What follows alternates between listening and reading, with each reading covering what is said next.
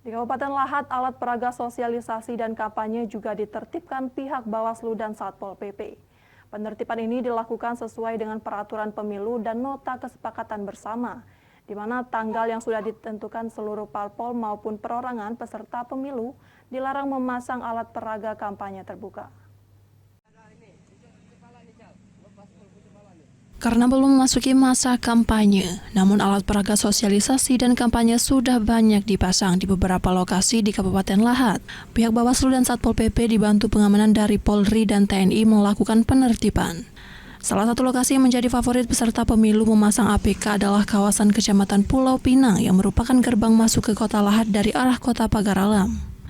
Menurut Ketua Panwascam Pulau Pinang, sesuai dengan kesepakatan bersama Parpol bahwa APK dan APS caleg dan capres tidak boleh ada unsur ajakan, nomor urut dan memuat citra diri yang menjurus kepada kampanye. Dan pihak Parpol bersedia menurunkan APK dan APS, namun masih ada yang tidak melakukan. Maka pihak Bawaslu dan Satpol PP melakukan penertiban dengan mencopot APK dan APS.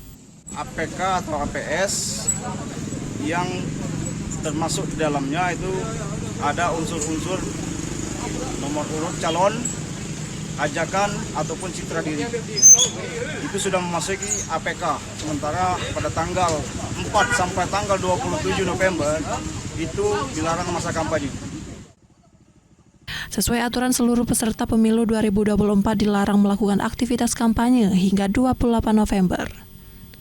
Dari Lahat, Sumatera Selatan, Bala Putra, iNews melaporkan.